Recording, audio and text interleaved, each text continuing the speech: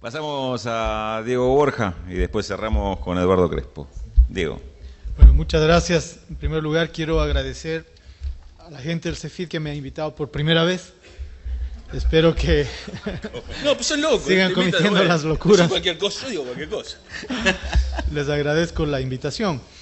Creo que los panelistas que han hablado en la tarde, al menos que les he escuchado, ya han puesto un escenario del tema teórico y del manejo de la política económica y de los esquemas teóricos, a los que me voy a referir de paso, pero dado que me han pedido hablar de el impacto de esta crisis en una región distinta a la de Argentina y Brasil, desde el Ecuador, desde el ALBA, quiero dividir en tres partes. Voy a intentar respetar el tiempo como lo han intentado los anteriores y hablar de tres cosas.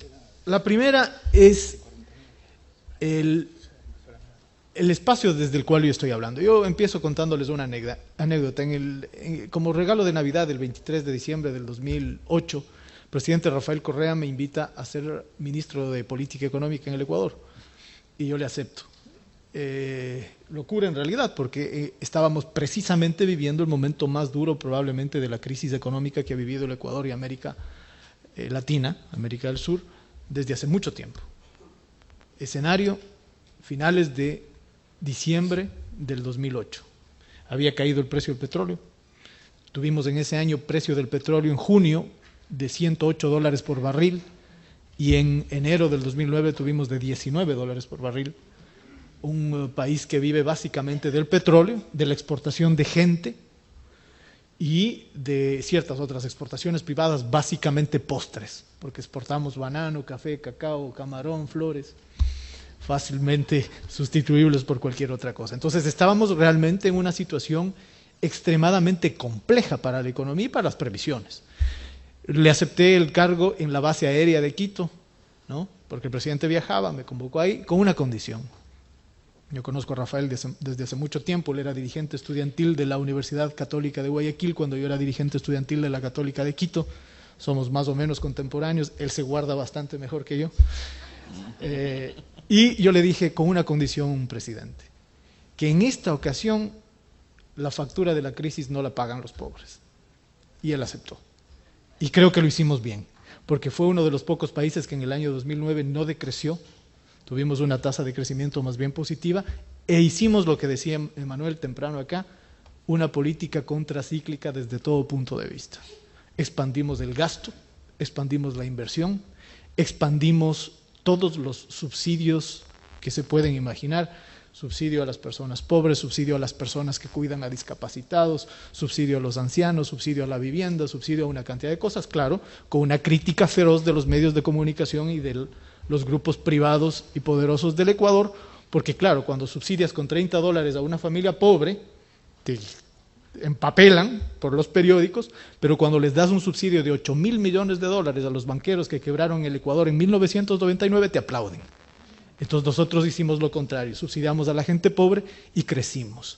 Pero además hicimos algo también diferente, que fue que por primera vez, y ese también me tocó a mí el honor realmente de hacerlo, porque en diciembre del 2009, o sea, un año después de esta primera convocatoria, el presidente también me convoca que siendo ministro de Economía, me haga presidente también del Banco Central.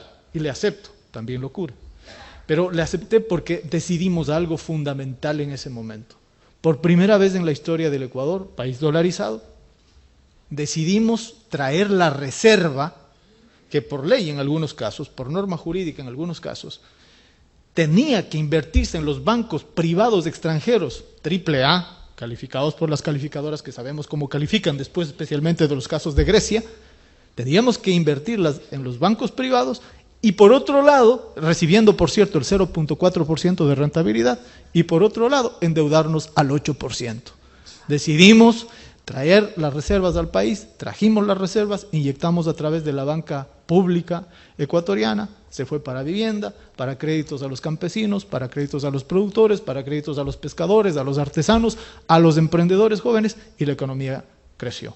Nos dijeron que íbamos a quebrar el país, que estábamos poniendo en riesgo las reservas, que teníamos una política contraria a lo que manda la ortodoxia, que es rentabilidad con seguridad. Resultado, en un año habíamos recuperado ya la mitad del capital. Claro, creo que les cargamos la mano internamente, pero de 0.4% de rentabilidad que recibíamos en bancos extranjeros, pasamos a recibir 4% de rentabilidad y dinamizamos la economía. O sea, política contracíclica desde el lado fiscal, política contracíclica desde el lado crediticio de la banca pública. Claro, hay que decir, el Ecuador perdió una política fundamental, que es la política monetaria. En el año 2000, el gobierno oligárquico de Yamil Maguad decide dolarizar la economía.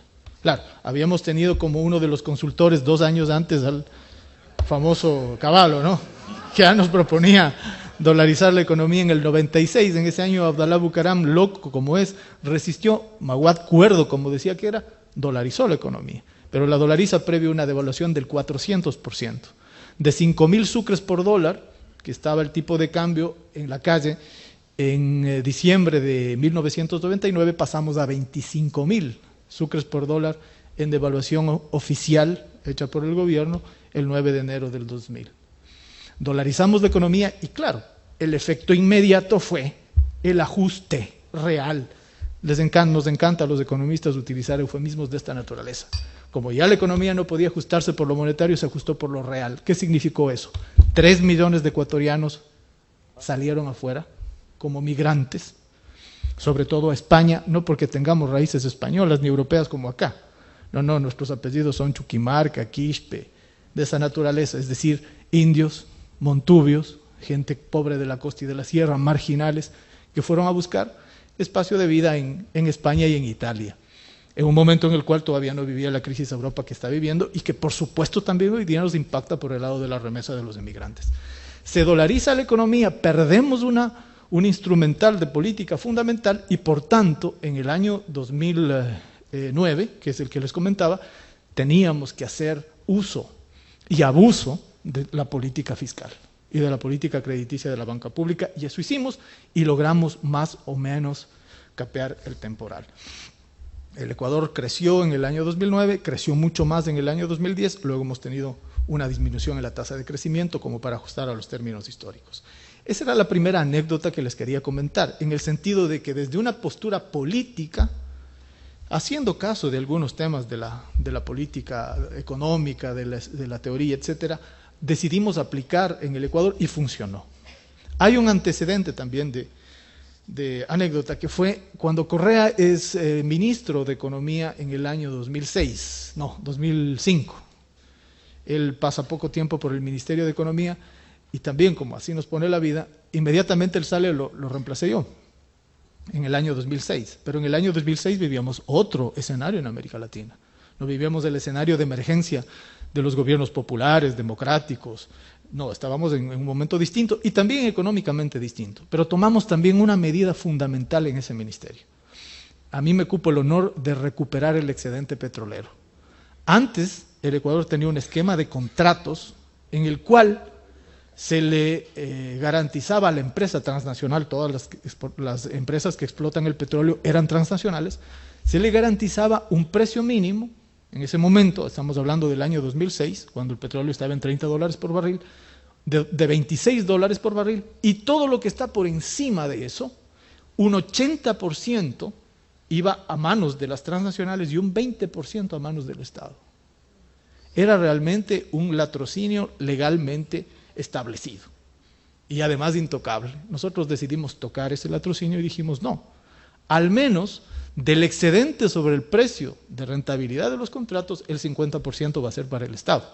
No nos imaginamos nunca que íbamos a tener precios de $80, teníamos en ese momento de 30 y un poco más.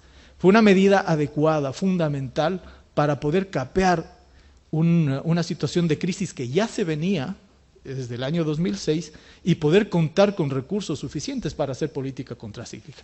Que eso ha tenido otros efectos en términos no solo de la economía, sino de la ideología y de la cultura, como es haber mantenido la dolarización. Alguien nos decía, los ecuatorianos están locos, como los de Boca, creo, que nos decían, pretenden hacer socialismo con dólares.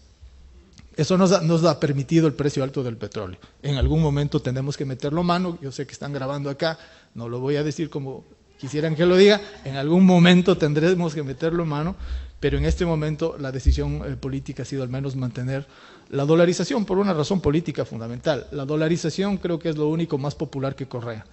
La gente no quiere desdolarizarse.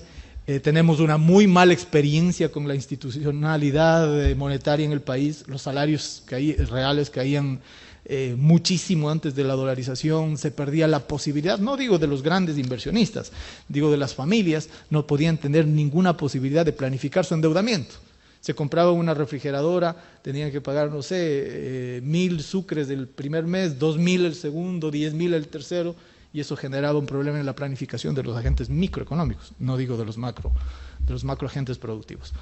Se decide mantener la dolarización y por tanto seguimos con el desafío de mantener políticas contracíclicas para poder capear además un temporal de una crisis que no ha terminado, ni mucho menos.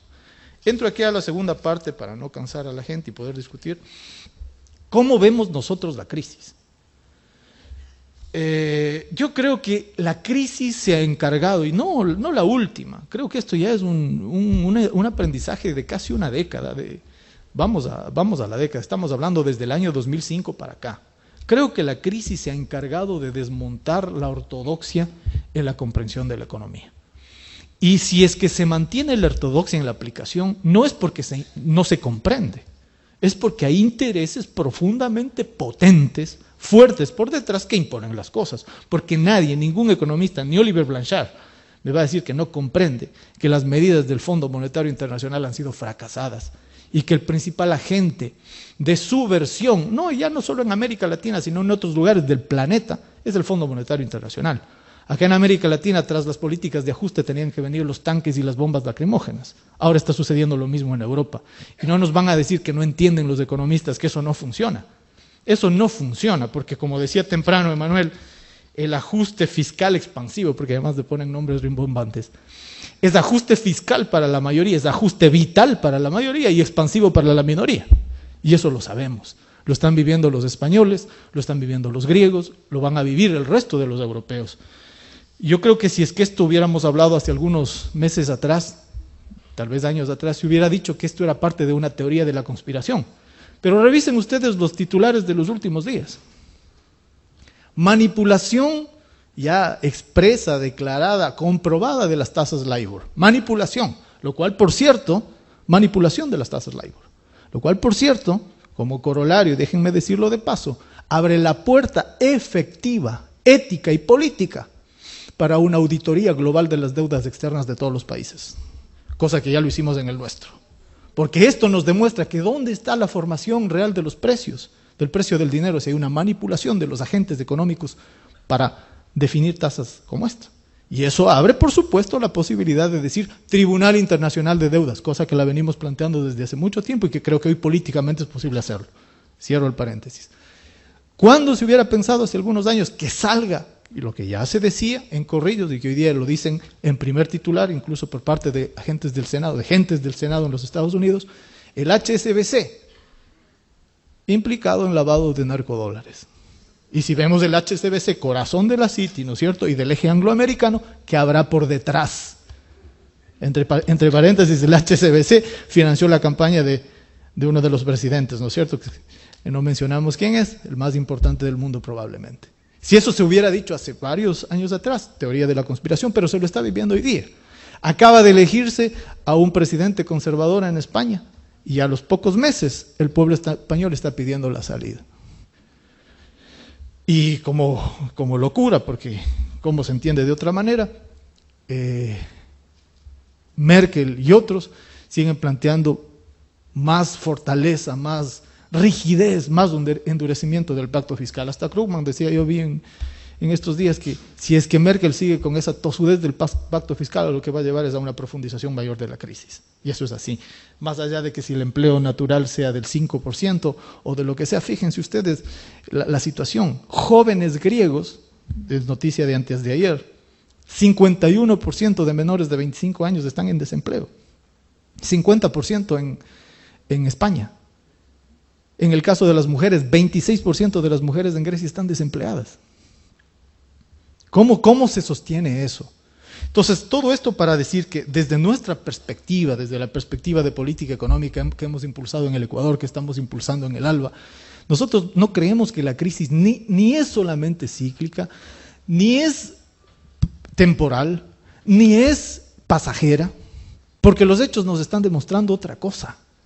Nos están diciendo que esta es una crisis permanente, profunda, que si tiene forma de U o tiene forma de B, tendrían que ser vistas con un zoom inmenso, porque la base de la crisis es cada vez más larga y las caídas son cada vez más profundas. Más bien parecería una L permanente.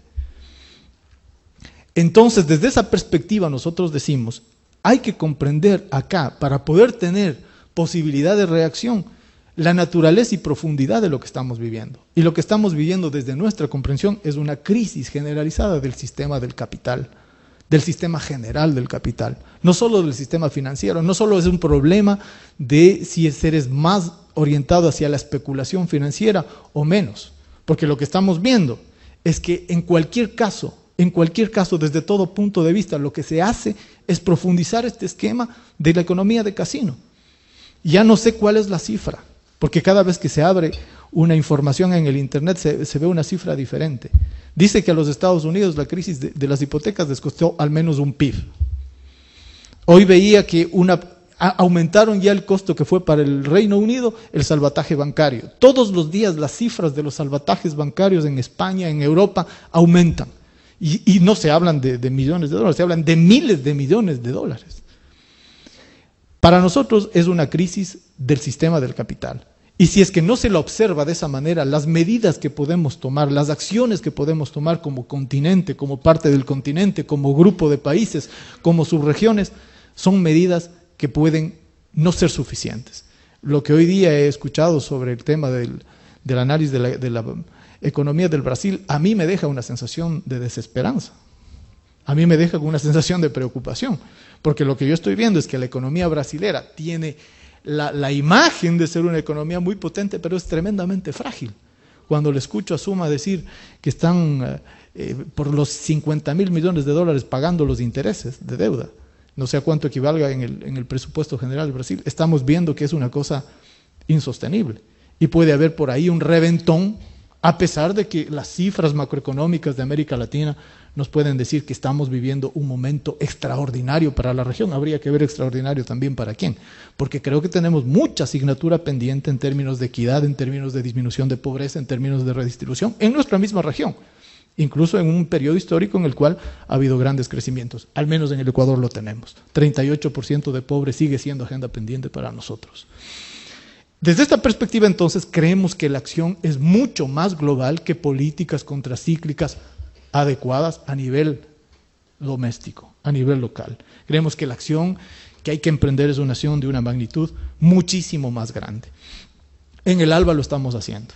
Y en el Ecuador y con otros países de la región hemos coincidido en hacer algunas cosas que hay que profundizar. Banco del Sur, Sistema Único de Compensación Regional Sucre para evitar la utilización del dólar, Fondo de Reservas del Sur, que creo yo que es el momento de retomar. Ha habido un boicot generalizado, dirigido a que tengamos un Fondo de Reservas del Sur, a diferencia del Fondo Monetario Internacional, un fondo que nos permita gestionar, como ya algunos países lo han hecho, sus reservas bajo una lógica de seguro, pero una lógica de seguro en la región, y entonces sí convertirnos en un espacio de salida a la crisis en América Latina, a un espacio desde la producción, desde la inversión, probablemente con más Estado, con más planificación, con muchas otras cosas, pero con una salida distinta a la que sigue habiendo como presión en nuestros países, que es mantener un esquema también especulativo desde nuestros propios estados. Culmino diciéndoles algo. Nosotros no creemos que esto se acabe en la economía. Es más, esto no empieza en la economía. Esto tiene otros componentes que no hay que perderlos de vista y que en nuestro pasaje por el servicio público nos damos cada vez más cuenta que probablemente son ahí donde hay que poner los mayores énfasis para poder tener la debida articulación. Porque a ratos un economista puede pensar que mientras más inteligente, más equilibrado, más detallado es el modelo, las cosas pueden salir mejor, y resulta que no es así. Creo que hay que darle una mirada muy cercana a la política que aquí está por detrás. Y hay hechos que no quiero dejarlos de lado. Sé que esta es una reunión más bien de macroeconomistas, está muy bien, pero creo que no hay que dejar de lado. Varios hechos. Golpe a Lugo. Eso no es una locura que se le ocurrió a alguien ahí. ¿Cuándo en el Paraguay ha habido capacidad de respuesta de los campesinos para matar 11 policías en un país que viene de la herencia de Stroessner? Capacidad de reacción con la fuerza. Y no creo que esto sea teoría de la conspiración. Golpe a Lugo. Acuerdo del Pacífico. Lo mencionaban, no sé si lo mencionaste. Ya lo digo. Estoy yendo de último hacia atrás, ¿no? Golpe a Lugo. Luego digo, Acuerdo del Pacífico. El momento en el cual se está consolidando UNASUR como el espacio en el cual se podría generar toda esta nueva arquitectura financiera, Banco del Sur, Sistema de Compensación, Fondo de Reservas, Arco del Pacífico. Entonces ahí están los que han firmado previamente TLCs, ¿no? Y golpe a Lugo es golpe al presidente pro tempore de UNASUR. Arco del Pacífico. Guerra mediática que parece coordinada contra Evo Morales, contra Correa, contra Cristina, contra Chávez y no sé contra quién más. Permanente y con los mismos componentes. Intento de golpe a Correa, año 2010. Golpe a Zelaya. Bases militares en Colombia y en el Perú, norteamericanas me refiero. Bombardeo al Ecuador por parte de las Fuerzas Armadas colombianas, supuestamente persiguiendo guerrilleros con, y a este momento, comprobada inteligencia militar norteamericana para poder darle con tanta precisión al campamento guerrillero que estaba en la frontera. Esto estoy hablándoles del año 2008. Y reactivación de la Cuarta Flota. O sea, yo creo que aquí son temas que podrían decir, bueno, ¿y qué tiene que ver todo esto con la crisis? ¿De qué está hablando este hombre? Bueno, estoy hablando de que por detrás de esto hay una geopolítica en la cual se le intenta cercar a América Latina, que está intentando construir un camino diferente y que no lo va a poder hacer.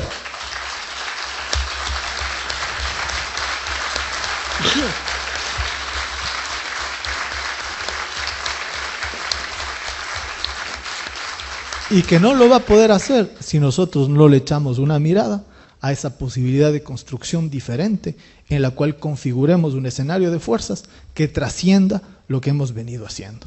Yo les quiero alertar que en los esfuerzos que se han hecho, que son muy importantes, no desconozco ninguno, en los esfuerzos que se han hecho hay también los intentos de los golpes de terciopelo.